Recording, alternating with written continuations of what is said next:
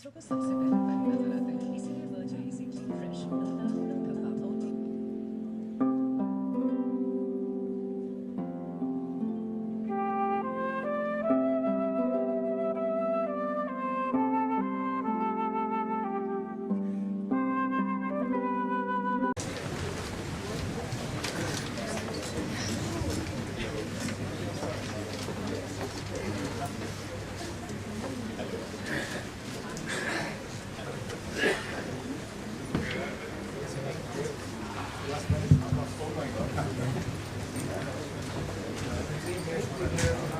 Good evening.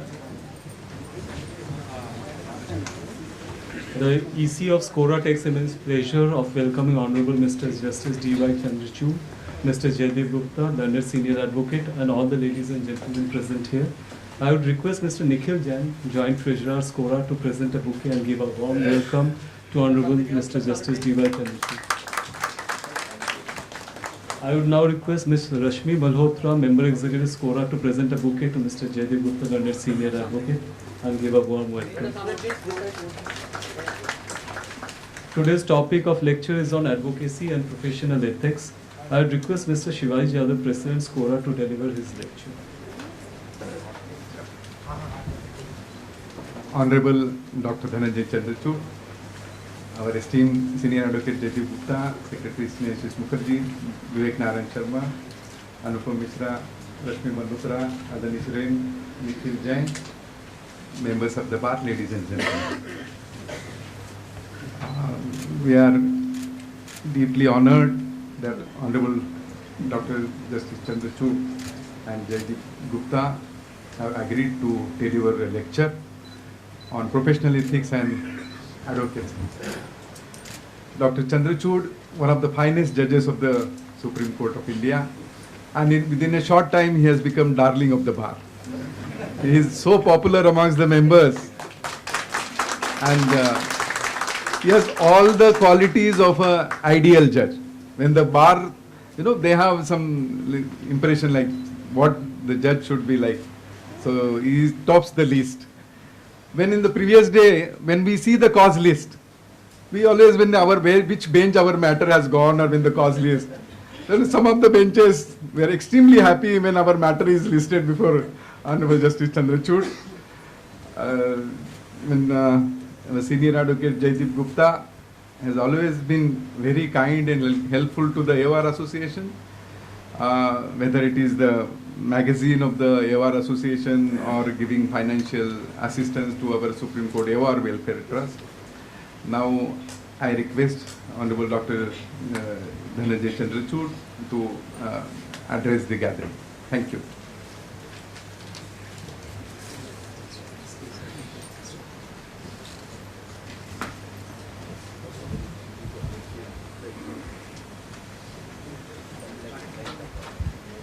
Mr. Jaideep Gupta, my co-speaker for this afternoon, and the learned Senior Counsel, Mr. Shivaji Yadav, all the office bearers of Skora, and all the lawyers who have assembled here in such a large number this afternoon to be present. I'm so grateful to you. I was in a way hoping, and not hoping that this would be an empty hall. I was hoping that it would be an empty hall so as to relieve my responsibility of being very well prepared. But then you always hope that you will not have an empty hall and that you will be able to meet old friends and new and be able to speak on the subject. But I'm so grateful to all of you for being here in such a large presence this afternoon. I was asked to speak on advocacy and professional ethics. Actually, I was given a slot for a day, and this was the slot which was available for the day to speak on advocacy and professional ethics. But as it turns out, it is perhaps the most important of the subjects that we can think of in today's times for a variety of reasons. It's a more diffuse subject that I have to speak on, because obviously it's not like speaking on a case on constitutional law or a case on income tax law. So many of the things that I'm going to speak about this afternoon are broad general observations on advocacy and professional ethics. First and foremost, let me begin by saying that it's a great honor to have been invited to address this gathering of aspirants for the Advocate on Record examination. To my mind, the AOR system constitutes an indispensable and a unique feature of the framework of the Supreme Court of India, the apex court of the world's largest democracy. It is always a pleasure to interact with members of the bar. It gives me the lovely feeling, even if momentarily and short-lived, of going back to the exciting side of the bar, where my own career began and with which I associate some of my most cherished moments. While in some days, every day spent preparing for a case, arguing it in court, and being questioned by judges is a daily examination of sorts, testing both the depth and the breadth of a lawyer's knowledge. The Advocate on Records examination is reminiscent of the traditional examination which we rarely go through after taking the bar exam and entering the legal profession. I imagine that this phase is unique in its challenges. So I would like to take a moment to congratulate you on the decision to take this difficult examination, putting the time and the efforts required to crack the examination. As you are aware, first instituted under Order 4 of the Supreme Court rules in 1966, the qualification of an advocate on record is one that is required to be earned and is therefore an honor. And therefore, very justifiably, those who qualify for the examination are entitled to use that as a facet of their designation as a select group of members of the bar. It's an earned qualification, it's an earned title, so to speak. But this honor is accompanied by a profound sense of responsibility. And I can tell you of that responsibility which we perceived as judges on this side of the profession, shaped by undertaking rigorous training and acquiring demonstrable expertise, both theoretical and practical, in engaging with the practice and procedure of the Supreme Court. Advocates on record play a pivotal role in the administration of justice. Advocates on record bridge the gap between the bench and the bar, and as those exclusively qualified to file an appearance and act on behalf of a party, an advocate on record is instrumental in upholding the rule of law and in assisting the judiciary to deliver justice.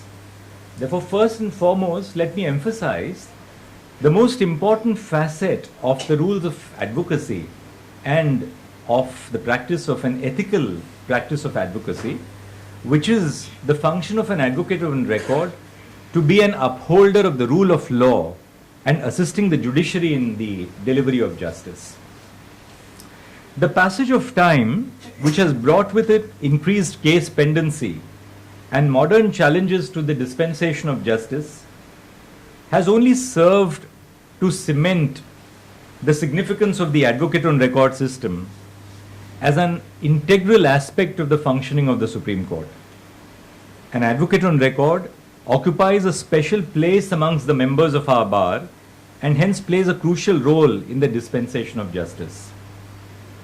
You have probably been reading extensively for your course, Advocacy and Professional Ethics.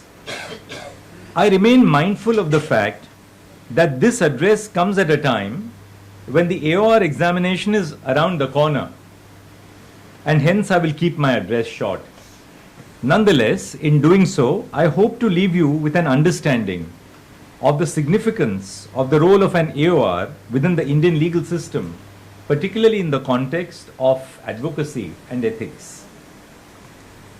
The term profession has its etymological origin in the Latin word to profess, and in the European tradition of requiring members to declare their commitment to shared ideals. So when you have SCORA as the association representing the advocates on record, it's not just a union of advocates. It represents, as it were, a union, an association of people who share certain ideals which are common to them. So when we say we belong to the legal profession, we must reflect on what these shared ideals are and what we as members of the legal profession commit ourselves to. The erudite English jurist William Blackstone has in his commentaries spoken of law, and I quote, "the law as a science which distinguishes the criterion of right and wrong, which teaches to establish the one, namely the right, and prevent, punish or redress the other, namely the wrong, which employs in its theory the noblest faculties of the soul and exerts in its practice the cardinal virtues of the heart, a science which is universal in its use and extent, accommodated to each individual, yet comprehending the whole community." While the roots of this profession in India are ancient, the profession has evolved immensely and currently faces various, and I dare say serious challenges, the most important being that of providing access across the profession, ensuring fidelity to ethical foundations, and modernization of our practice across the board. Let me first speak about the role of advocates. For several centuries, the legal profession has been regarded as a noble and honorable profession around the world. That is now under danger and attack as we are increasingly becoming a business-oriented profession. And that is not merely because our clients are drawn from business, but because of the nature of our organization, which is now veering around to a more business-oriented profession. The profession of law yet is on a different pedestal from various other professions because it concerns itself with the administration of justice, which is a cornerstone of a civilized society. The exalted position of the legal profession is due to the canons of professionalism and the code of conduct associated with its practice. Lawyers who do not observe the highest standards of professional ethics are neither respected by their peers in the profession nor by the community at large. So in that sense, our accountability towards our maintaining the ethics of the profession is enforced both by the respect which we command with our peers as well as by the respect which we command in the wider community. Although entry to the legal profession can be secured by completing the requirement of technical competence for qualification as a lawyer, the honor as a professional is only earned through conduct in professional life. When lawyers behave in ways which are not in accordance with the highest standards of professional ethics and do not faithfully shoulder the responsibilities that are expected from legal professions, people begin to lose confidence in the profession and eventually in the administration of justice. So ethics in that sense is crucial to the confidence which people hold in our profession and therefore necessarily a necessary ingredient of the vibrance of our own existence. I therefore urge all of you to keep this in mind, since the future of the legal profession is dependent on the standards of integrity and professionalism maintained by all of us, that is by people for whom this profession is their bread and butter. It is only through adherence to the highest standards of professional ethics that the reputation of the legal profession can be enhanced. We must remember that our privileges as lawyers and the corresponding duties that come along with these privileges are what define our personality. The privilege of calling yourself as a lawyer comes with many perquisites. You are treated with respect and deference not only by your clients but also by the public generally. You are recognized as an officer of the court when you appear in a courtroom. But it is important to remember that reputation and honor, which can take many years to build, can be lost in a vanishing moment should you fail to live up to the high professional standards imposed upon you by virtue of your entry into the profession. Just last week we had a dispute between a husband and a wife The wife was unrepresented and she was appearing in person. The respondent, who was the husband, was represented by a woman member of the bar who was an advocate on record. And we told her that, look, for a moment, please stand apart from your commitment to your client, and now you act as an officer of the court and try and resolve the dispute. She said, all right, I'll try my best. After 2 days, she came back and reported to us that both the parties are speaking to me. Exactly 1 week later, there was a settlement in the case.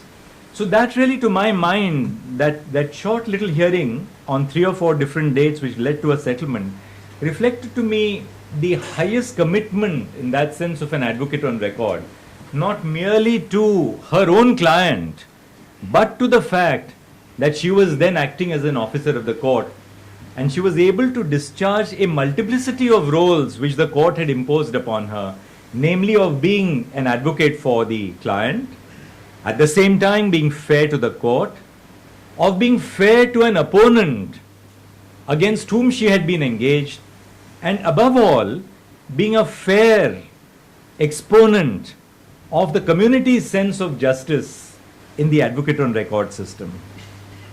The English judge Edward Abbott Parry, in his book called The 7 Lamps of Advocacy, a book which is widely referred to by academicians and lawyers as a source principle of legal ethics, discussed the 7 virtues that every lawyer should possess, particularly in the context of the topic which we are covering today. He called it the 7 lamps of advocacy. They are honesty, courage, industry, wit, judgment, eloquence, and fellowship. These were the 7 lamps of advocacy, as he called them, namely honesty, courage, industry, wit, judgment, eloquence, and fellowship. Let me give you a very small anecdote of one of my younger years at the bar when I was a young lawyer in Mumbai. I was briefed by a sugar mill to argue a tax case, and I was instructed in the High Court by a doyen of the bar, Mr. D.M. Popat, who was one of the counsel who led the preparations in the Keshwanand Bharti, in fact Golaknath and then Keshwanand Bharti case. We argued in bits and pieces, as you know, judges tend to hear cases in bits and pieces. A little joke on that a little later, on bits and pieces, if I don't forget. So we argued in bits and pieces about 7 or 8 days. And then finally the bench had broken up and the case was listed on the last day before the vacation, just as I had a final hearing listed today just before we broke for the vacation. And the judges were dead against me. I knew that they were going to throw out the matter. So the judges looked at me. One of them was in fact a very distinguished member of our bar, Justice V.A. Mohta, who passed away recently. And Justice Mohta looked at me and said, he says, why don't you take your chance somewhere else? Today is now the last day of the vacation and we were in chambers. So he said, why don't you go and take your chance somewhere else after the reopening? So I looked at them and I said that, I know that your lordships are against me. I believe I have done to the best of my ability. I have explained whatever I had to explain to you. The ball is now in your court. It's now for your lordships to decide, and I'm personally satisfied that there is nothing else that has to be argued in the matter. So the instructing advocate pulled at my gown and said in Gujarati, he says, what on earth are you saying? Take the opportunity and run if you're going to another court. So I said, sorry, I think I'm very satisfied with the quality of the hearing I've got, and I'll close my papers and your lordships may now deliver the judgment.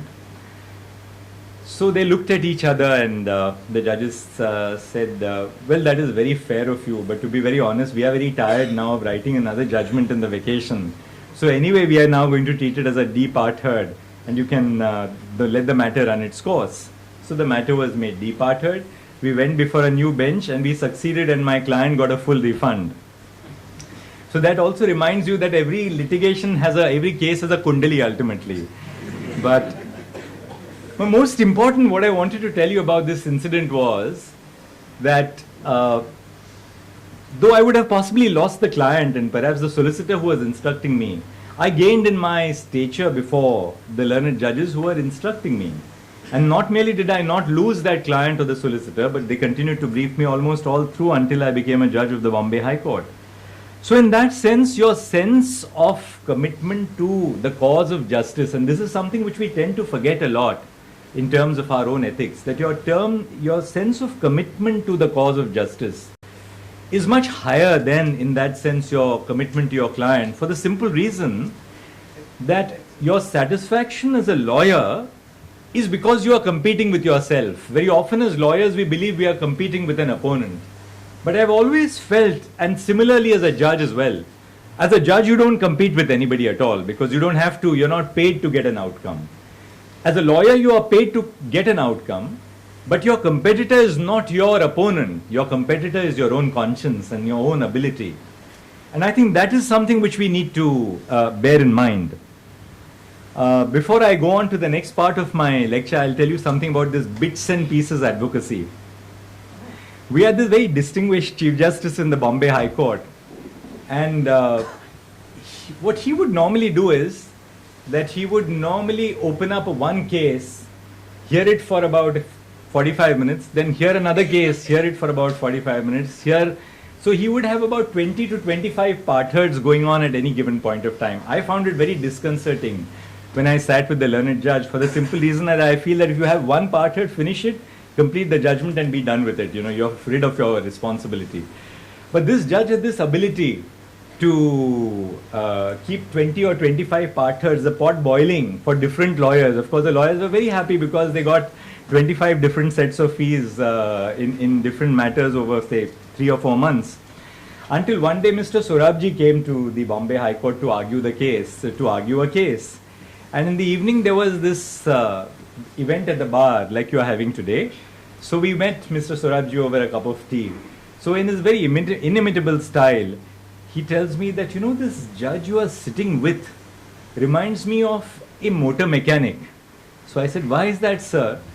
So he says, it reminds me of a motor mechanic because, you know what a motor mechanic does? He will open the bonnet of a car, he'll remove the fan belt of one car, the carburetor of another car, the radiator of another car, the axle, the wheels will be removed of another car. So none of the 25 customers can get the car out of the workshop.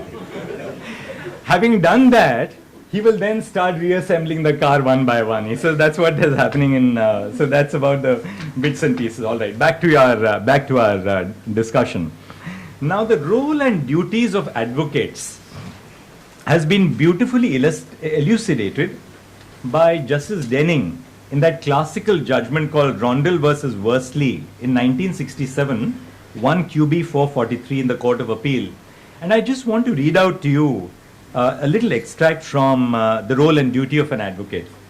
Lord Denning said, as an advocate, the barrister is a minister of justice, equally with the judge.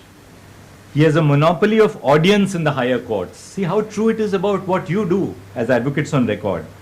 No one save he can address the judge unless it be a litigant in person. This carries with it a corresponding responsibility. He cannot pick or choose his clients. He is bound to accept a brief for any person who comes before the courts, no matter how great a rascal the person may be, no matter how given to complaining, no matter how undeserving or unpopular his cause. He must defend him to the end, provided only that he is paid a proper fee, or in the case of a doc brief, a nominal fee. He must accept the brief and do all he honorably can on behalf of his client. I say all he honorably can because it is his duty, not only to his client. He has a duty to the court which is paramount. It is a mistake to suppose that he is the mouthpiece of his client, to say what he wants, or his tool to do what he directs. He is none of these things. He owes allegiance to a higher cause. It is the cause of truth and justice. He must not consciously misstate the facts. He must not knowingly conceal the truth. He must not unjustly make a charge of fraud that is without evidence to support it. He must produce all the relevant authorities, even those that are against him. He must see that his client discloses, if ordered, the relevant documents, even those that are fatal to his case. He must disregard the most specific instructions of his clients if they conflict with his duty to the court. Undoubtedly, lawyers sometimes find themselves in difficult situations while deciding which duty will take precedence in guiding specific causes of action. This is called the lawyer's trilemma, not the lawyer's dilemma, but the lawyer's trilemma, which is more difficult than a dilemma. The lawyer's trilemma is a common phrase because lawyers have multiplicities of duties which may be in conflict with each other. This term trilemma was introduced in Professor Monroe Friedman's famous article on the trilemma which lawyers face when dealing with possible perjury. Attorneys are supposed to keep their clients' confidences secret, to advocate zealously, and to disclose perjury. You can't do all the three at the same time. Something has to give. His original article, published in 1975, started a debate that continues to rage even until today. Criminal defense lawyers, for example, might believe that they have, in particular matters, far greater obligations to protect the interests of their clients and far fewer obligations to protect the rule of law or the public interest. However, I believe that there is a way to resolve this dilemma, or trilemma if you may call it. Lawyers should consider whether their actions are within a fair interpretation of the bounds of law. In any case, lawyers also have an obligation to participate in efforts to reform the legal framework or society more generally, that is to better serve the goal of protecting the rights of criminal defendants and the public interest in the fair and efficient administration of justice. Just yesterday we had a case where a 302 conviction where a person in Tripura didn't get a lawyer. It ended in a conviction and there had to be a remand because nobody was willing to appear for that. Is that really, in that sense, a fair dispensation of justice by the legal profession? Thus, while you may choose to defend or appear on behalf of any client and even have a duty to represent any client in need of legal representation, you must not detract from the bounds of law. And that's where I believe that the law, in a sense, is ideologically neutral. Lawyers may have ideological affiliations, but the law, by its nature, the legal profession has to be ideologically neutral by virtue of our duty to represent any client who comes before us, irrespective of the popularity or the unpopularity of the cause. You must not mislead the court while you discharge your obligations towards your client. Furthermore, while you represent your client in court, you must bear in mind that you are also representing certain interests that have an impact on the society at large. And this is particularly significant today because more and more of our law is being involved in public law as opposed to purely private disputes. So the impact of a position which a lawyer takes has a serious bearing on the rights of the community at large, on the impact of the legal action on the community at large. Never be oblivious to this realization. As long as you remember that you are in a position to have a long-lasting and palpable impact on the social fabric, and more often than not may end up shaping and molding the climate of your time, you will be less inclined to stray from the path of justice. The second aspect which I want to emphasize is preparation and perseverance. While academic knowledge is definitely an asset, there is no substitute for hard work in this profession. Moreover, it is your duty to be well prepared so that you may be able to do justice to your client and the place and time you occupy before the court. As the saying goes, perseverance is the right hand of success and patience is her left hand. These values are not developed overnight. While we often admire the advocacy skills and eloquence of lawyers that we see in court, There are years of diligence, patience, steady application, painstakingly studious habits, prolonged preparation, and laborious apprenticeship behind what appears.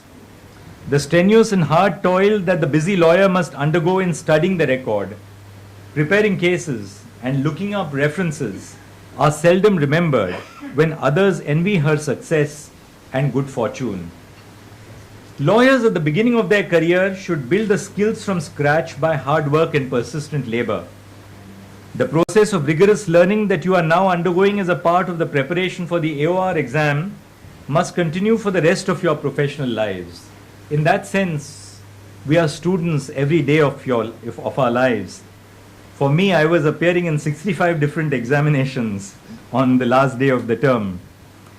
A commitment to improving your knowledge of diverse subjects, your drafting and oral advocacy skills must permeate your tryst with the legal profession.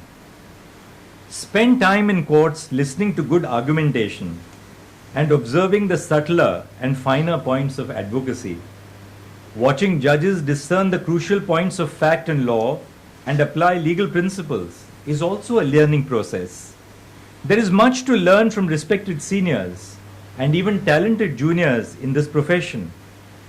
Keep yourself updated about new laws, rules, and current affairs, and be aware of the economic, political, social, and intellectual environment. Law, above all, is a dynamic profession. Even after 19 years as a judge, I am always learning. This examination is part of this lifelong learning process. It tests your knowledge, of course, but it also tests your inclination and dedication towards the profession. It is in the nature of a filter, one that ensures that clients are represented before the court by persons who, by virtue of their qualification, are deemed to have an excellent standard of training in the law. The hard work that you put in while preparing for these exams will in a lot of ways set the tone for the rest of your professional life. This is a tough exam and it tests your mettle. However, I am certain that those of you who will successfully qualify will be prepared for a career where your level of preparation determines your standing in the bar among your peers. As AORs, you must be extremely well prepared when filing on behalf of your clients. When accepting cases, you must ensure that you do not merely adopt the arguments made in the petitions before the high courts. You must study hard, do your homework, and draft the pleadings. Your qualification as an AOR brings it with expectations of the highest standards of professionalism. And remember, though you are separated from your opponents by one impersonal paper book, though you are separated from the judge by one impersonal paper book, that impersonal instrument that separates you defines your relationship with the judge and with your opponent. Your opponent will respect you as a person of character on reading your paper book if that opponent realizes that you have been fair with the truth. The judge who reads that impersonal paper book assesses you immediately in terms of the quality of the disclosure which you have made in the paper book. A bad disclosure leads the judge to the first page and the judge merely notes who has drawn the paper book. The third and the next aspect that I want to make a presentation before you is on freedom of speech and expression and contempt. Having spoken in some detail about expected conduct in court, I would also like to speak a little about the conduct outside court. Bridging the gap between the bench and the public, advocates are in a sense ambassadors of the country's legal system before the public. In today's times, given the extent, reach, and ubiquitous nature of the media, this is an added responsibility that lawyers have to shoulder. It is your duty to be careful of the things you say to the media, especially when it seems to you that a media trial is a possibility in a certain case. I don't belong to that class of professionals who believe that professionals shouldn't speak to the media. Not at all. The media has a vital stake and role in the legal profession because we are a public interest profession. But you have to be careful in terms of the fair representation that you make before the media. Of course, as a lawyer, you have a moral, civic, and professional duty to speak out when you see an injustice, and it is also an extension of your freedom to speech and expression. However, you must bear in mind that the exercise of such rights and the performance of such duties is circumscribed by your obligations to the client, the profession, and the administration of justice, and the exercise of your freedom and expression does not impinge upon litigants' right to a fair trial. So this is a very crucial element of advocacy, because today, with the presence of social media, the television, the electronic and the print media, you are in a position to affect public perceptions of trials. The right to a fair trial and the right to be presumed innocent until proven guilty is the edifice on which the criminal justice system is built. Moreover, avoidance of the obstruction of justice and allegiance to due process of court are paramount considerations to be kept in mind. Anything that prejudices trial or due process of court amounts to contempt of court. While this is a power that the bench uses sparingly, and in my mind must be used sparingly, it exists for a reason. The reason is clear. Everyone has a right to a free, fair, and unbiased hearing, no matter what the crime or the transgression. Hence, the balance between the two principles of the freedom of speech and expression and upholding the rule of law and the administration of justice must be carefully struck by you as AORs. As the next generation of lawyers, you will set the tone for how our legal institutions grapple with the rapid changes in communications technology. The world is a click away, and the public is more vigilant and involved now than ever before. Knowing the persuasive and influential value of what you say and how it affects the public and the administration of justice, it becomes all the more important for you to self-regulate. Hence, some amount of tact and decorum and courtesy must always underlie any public statements that you make. This way, the court will also not be put in a position where it has even to consider the need to resort to contempt, which is a matter of last resort. I do not discourage you from using your social capital as lawyers to encourage public respect for and to try and improve the administration of justice. Use your social capital. You use your voice to criticize the legal institutions too. However, make sure that you do not become fatalistic.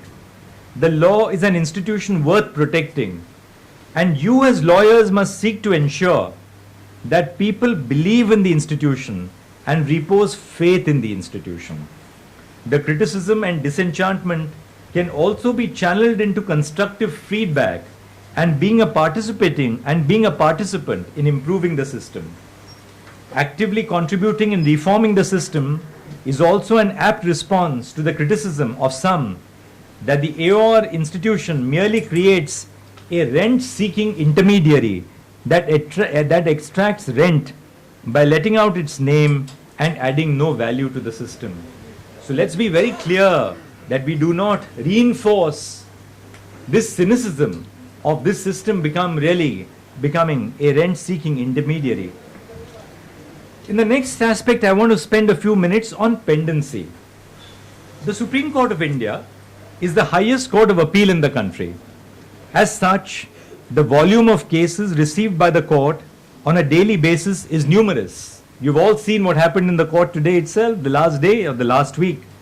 A case may be brought before the court only if it involves a substantial question of law that must be answered by the court for public benefit. In these circumstances, a huge part of the court's work involves deciding whether a case brought before it is fit to be heard or whether it should be disposed of. If the case clears the stage of admission, then it is deemed fit to be heard.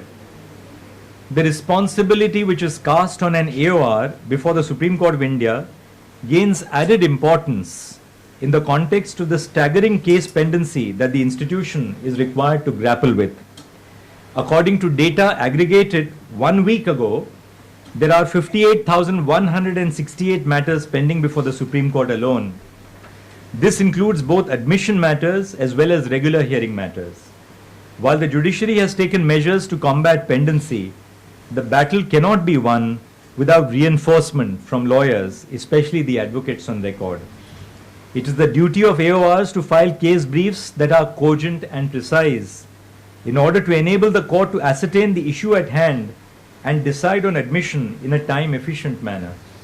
It is also their duty to ensure that frivolous matters that do not involve a substantial question concerning public interest are not brought before the apex court.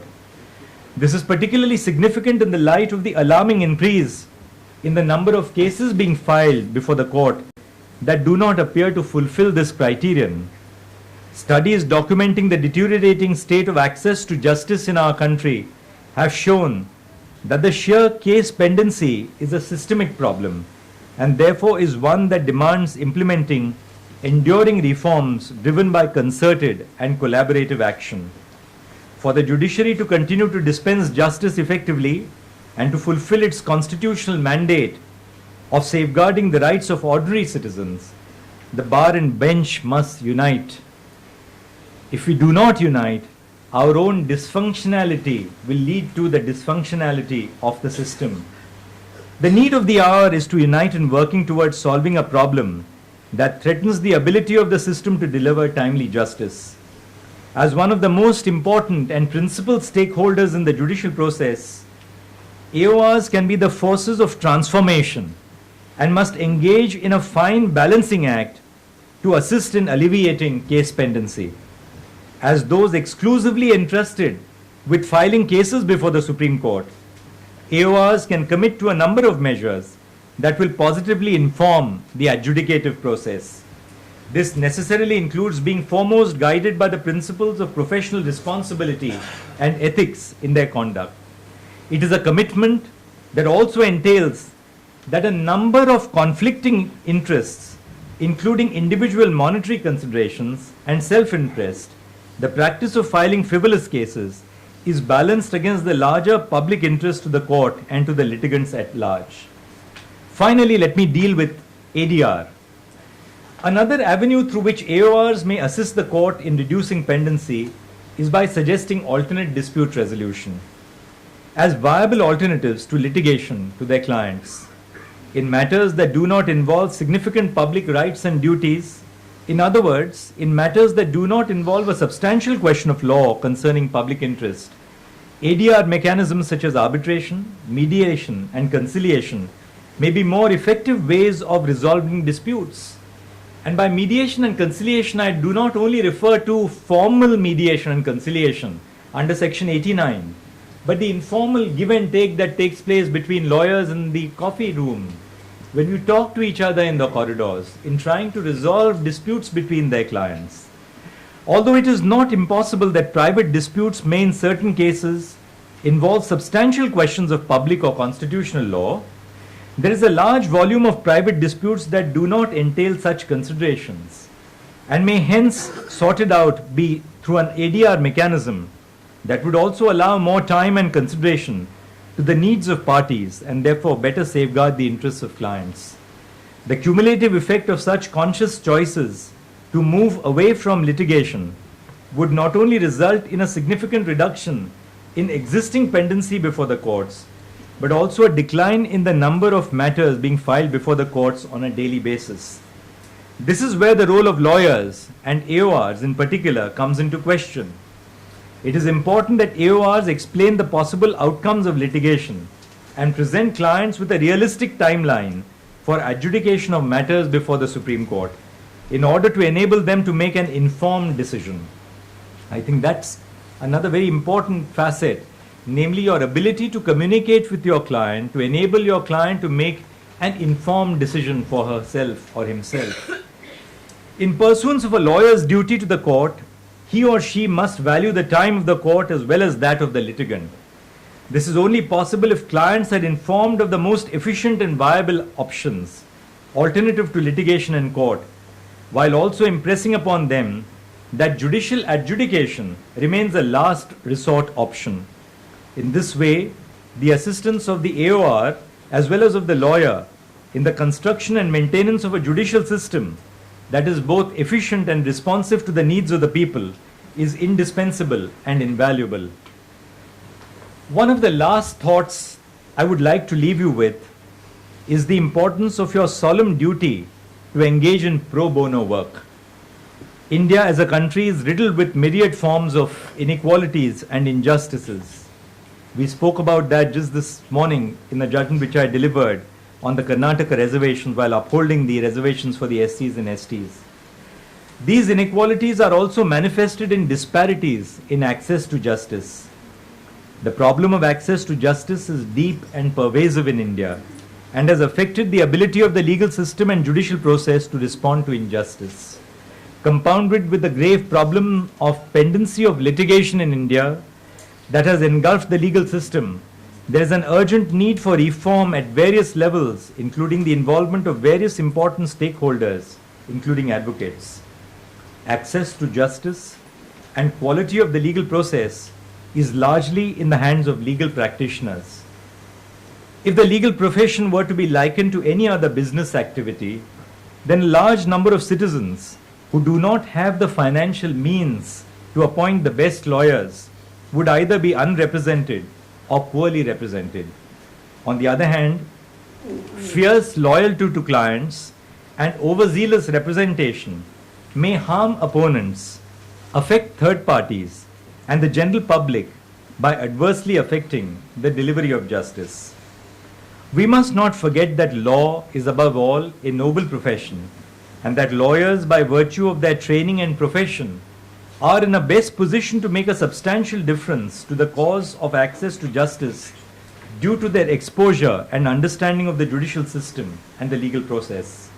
In comparison with various other countries, especially developed legal systems of the West, India ranks very poorly as far as lawyers' pro bono work is concerned, both in terms of quantity and quality. That's why in amending our rules for designation of senior counsel, we have now made it expressly as a stipulated requirement. This is not just an individual loss for the person who does not get good legal representation. Every case of injustice reflects a collective failure on the part of the members of the profession who act against the most basic tenets of our profession. Pro bono work is not an act of charity, it is your duty. The Bar Council of India rules note that lawyers have a duty to render legal aid to those who are genuinely in need of a lawyer, as free legal assistance to the indigent and oppressed is one of the highest obligations an advocate owes to society. In the beginning of this lecture, I asked, what does it mean to call ourselves legal professionals? What do we profess to? I hope I have been able to leave you with some thoughts about this while each of you comes to your own answers. Preparing for this examination and your subsequent journey as an AOR brings you several additional skills and knowledge.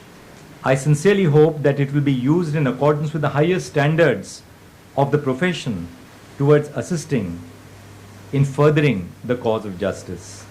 Thank you very much for your time and all the best for your exams. Thank you, my lord. You are yourself an epitome of ethics and ethical behavior. Now may I request Mr. Jaideep Gupta, Senior Advocate, to give his lecture.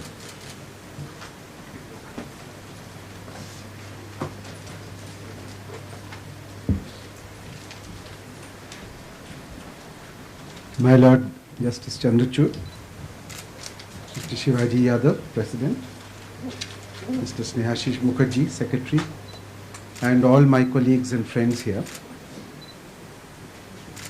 I have had the pleasure of listening to my Lord several times, and I always marvel at how much he manages to convey.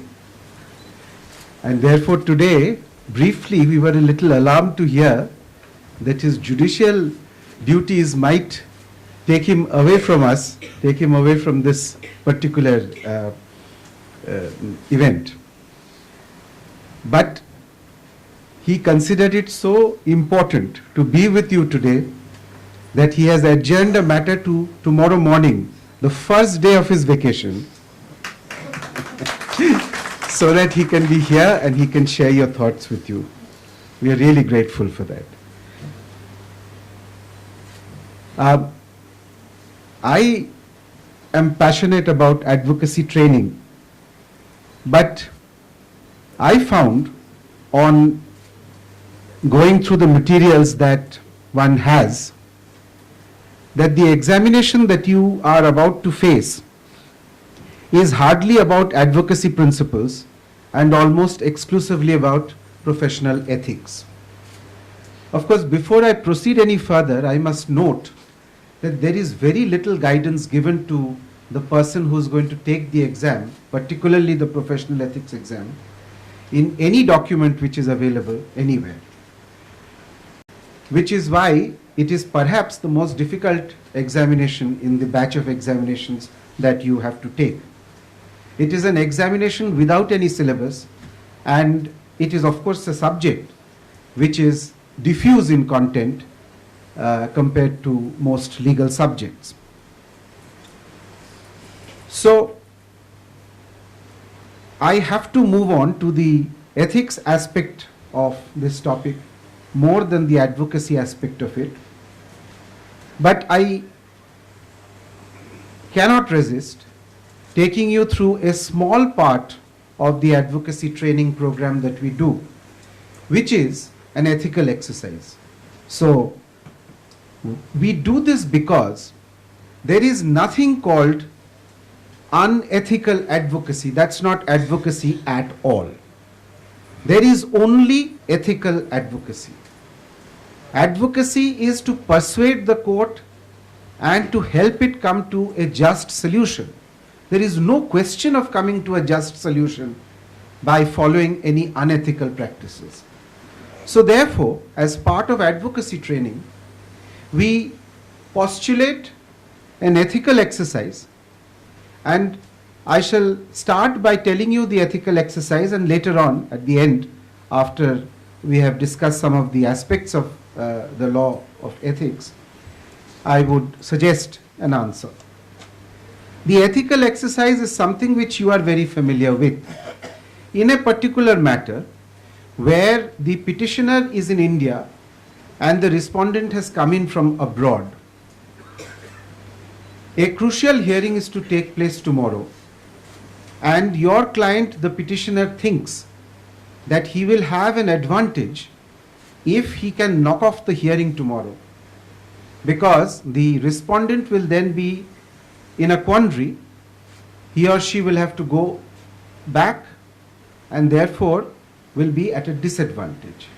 And therefore the person comes to you and says that we want you to take an adjournment tomorrow, and preferably, in order to make sure that there is no difficulty with getting that adjournment, we would like you to send somebody to say that you are unwell, which you are not, of course.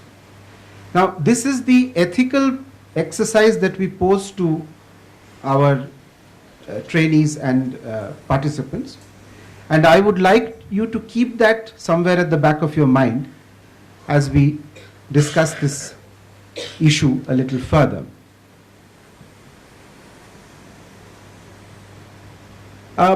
Legal ethics is the principles of conduct that members of the legal profession are expected to observe in their practice. What is the purpose of legal ethics? It is not a moral duty only, it is a moral duty. And as I said, there is no possibility of reaching a just solution if ethical principles are not followed in getting there. But it is also something which has a very practical impact. It facilitates the delivery of justice. Unethical advocates or unethical advocacy practices make the job of the court much more difficult and justice more elusive and costly.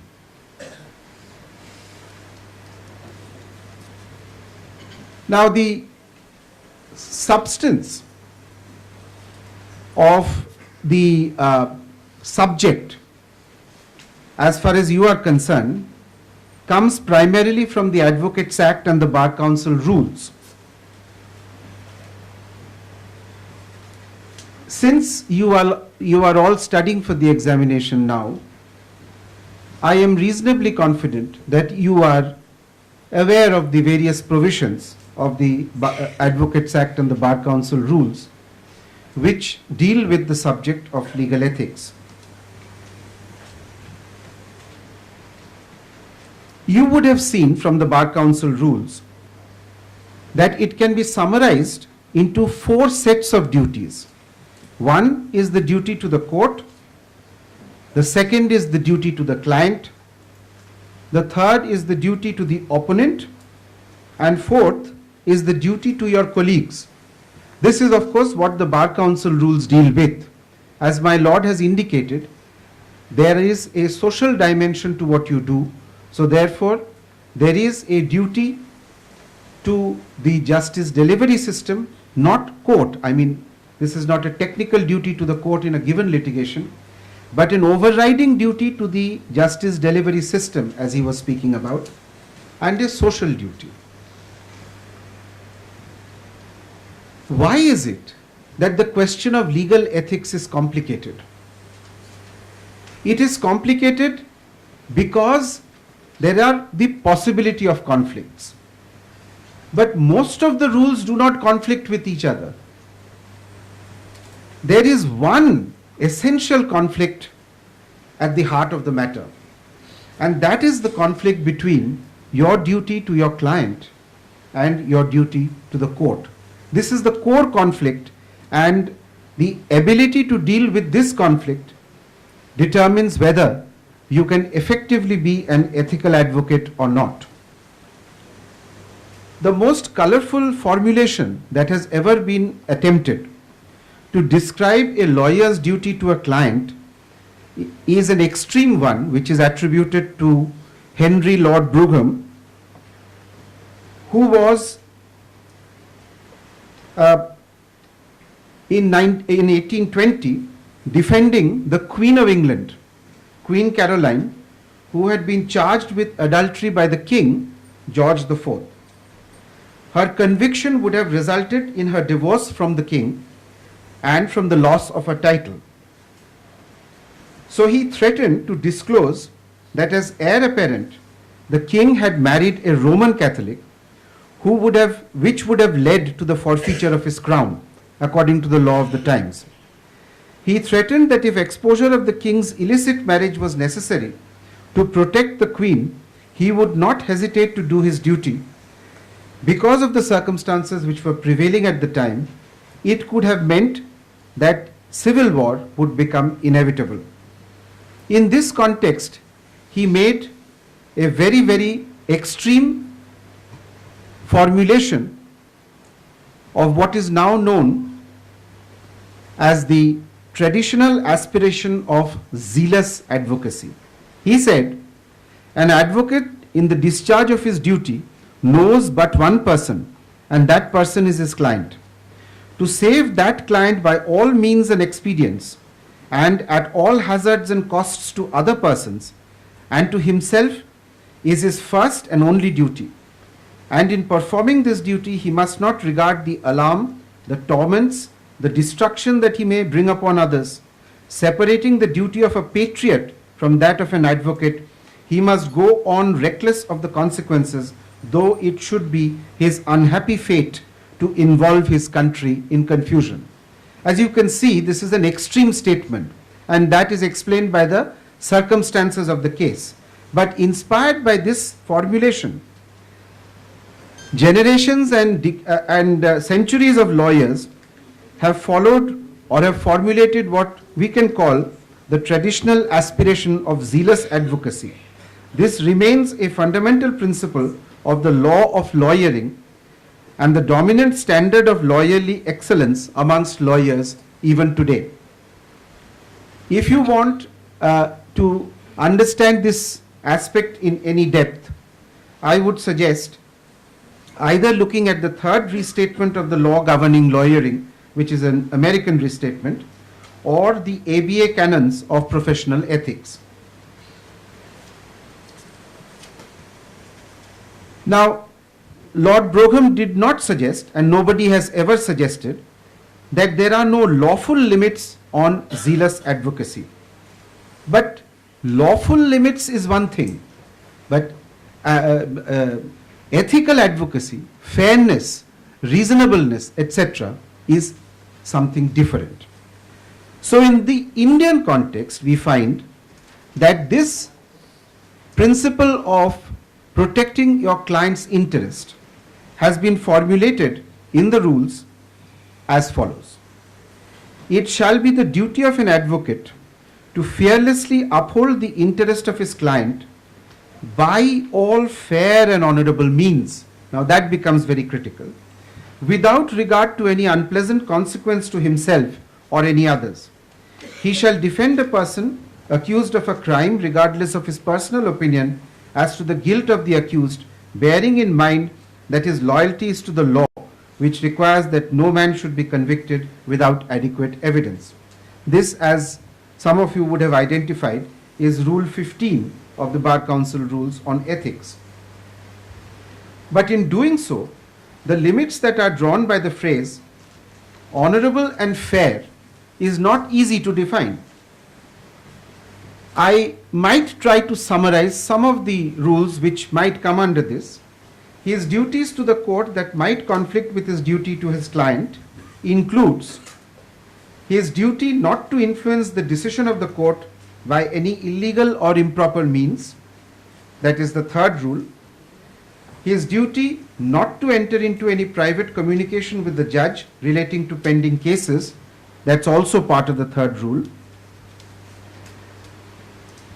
In fact, apart from his own conduct in court, he is duty bound to use his best efforts to restrain and prevent his client from resorting to sharp or unfair practices or from doing anything in relation to the court, opposing counsel or parties, which the advocate himself ought not to do. So he has a positive duty to restrain his client as well. And he must go to the extent, according to the rules, of refusing to represent his client who persists in such improper conduct. He shall not consider himself as a mere mouthpiece of his client, and here I am wondering whether the person who drafted these rules had a peep at Lord Denning's judgment, which my Lord just now placed before you. He shall not consider himself to be a mere mouthpiece of his client and shall exercise his judgment, his own judgment, in everything that he does. And that's the fourth rule. The limit here is again interesting. But his duty to be fair to the court does not mean that he has to be servile or subservient to the court. He has to press his client's case to the limit that he can, still being fair and honorable. And if there is any grievance which he has a proper ground to make, then he has the right and indeed the duty, according to the rules, to do so before the proper authority. Now, what are the consequences of the breach of ethical rules by an individual lawyer? Before looking into that, we have to be a little careful. Ethics is a large body of principles. The breach of not all principles of ethics would amount to misconduct. Only serious aspects of ethics, if broken, would amount to misconduct. Now, if there is a possibility of misconduct, then the consequences are listed in the Advocates Act. And the disciplinary committee of the Bar Council are empowered to make the following orders. A, of course, dismiss the complaint if it is not a valid one. But more importantly, B, to reprimand the advocate. C, to suspend the advocate from practice for such period as they may deem fit. And D, to remove the name of the advocate from the roll of advocates altogether. These are to be found in section 35 of the Advocates Act 1961. Now, the final appellate authority in any disciplinary proceedings is of course the Supreme Court of India. As the Supreme Court is also bound by the section, is it also bound by the same remedies? This question was answered by a majority of a bench of this court in V.C. Rangadurai versus D. Gopalan. The citation is 1979, 1 SCR 1054, where the majority, speaking through Justice Krishna Iyer, said that they are not bound by the four aspects which are mentioned in section 35. He said that the purpose of any disciplinary proceedings is to not only act as a deterrent but also to be reformative. And so therefore in that case they decided to formulate a remedy which was a direction to provide pro bono or legal aid services for a certain length of time. A vexed question in this context is whether such remedies can be imposed by a court as opposed to the Bar Council other than the Supreme Court in its capacity as a final appellate forum in relation to professional misconduct. And the answer which first came from this court was in V.C. Mishra's case, 1995, 2 SCC 584, where the Supreme Court initially took the view that the court can, in its contempt jurisdiction, debar an advocate from practicing. This is no longer the law because it was overruled by a constitution bench of the Honorable Court, of this Honorable Court, in Supreme Court Bar Association versus Union of India. This position still holds good and is the basis of this court striking down very recently the Madras High Court rules for debarring lawyers in S. Muthu Krishna 2019. It is not yet reported in SCC, I believe. SCC Online, Supreme Court 105.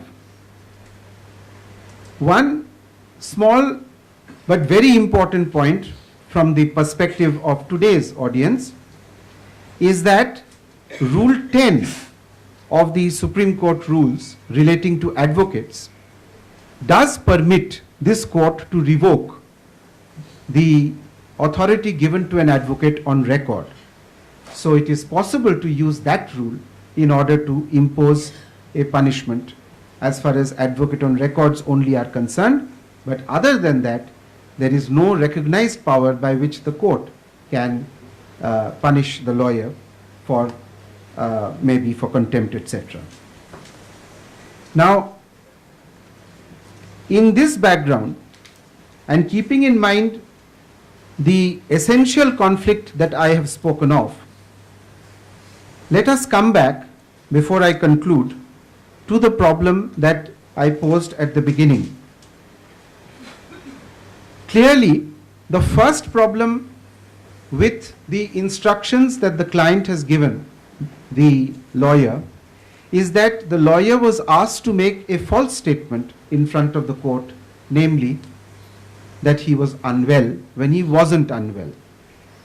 That's a relatively simple problem because it is quite obvious that it would be unethical to make a false statement about yourself to the court. But there are several more difficult and hidden problems involved in this. One of which is that could you tell the client that I won't tell a lie, but I will find some other method by which I can get an adjournment. Some of these methods might not be unethical. For instance, you might as a lawyer genuinely be able to say that certain documentation is necessary to properly present the case. There the question becomes, why are you doing it? Are you doing it because the documentation is essential, or because you want to honor your client's wish to get the case knocked off so that the opponent will be in a difficult situation? These are not easy questions at all, and ultimately I have to leave it to your conscience to grapple with this problem. I must tell you that sometimes a very essential mistake we have seen committed in these exercises, where the lawyer says that I will take the adjournment, and if I say, why will you take the adjournment? He says, because I believe my client has a good case. Now, the identifying of the lawyer's ethics with the merits of a matter is completely wrong. But it has come from an advocate on record who practiced in this court or who practices in this court. So we have to be very, very careful in taking each problem and looking at it in from various dimensions, and looking at the motive and seeing whether ultimately it is a sharp practice, it is a practice which is aimed at obstructing justice and not at facilitating a proper, just solution to the problems. Thank you very much.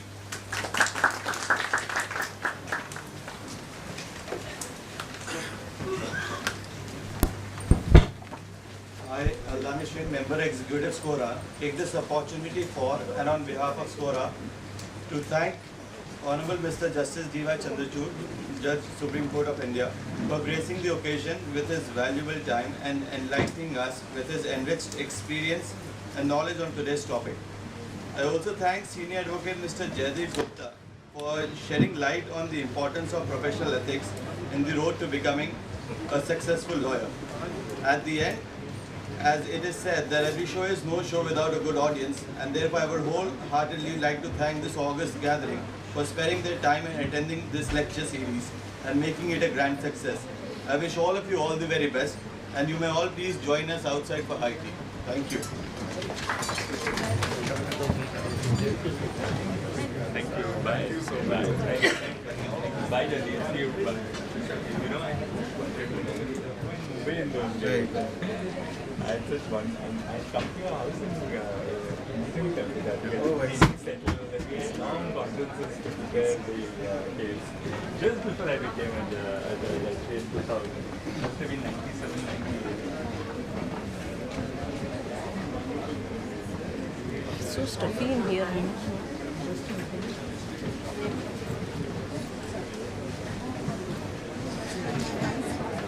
This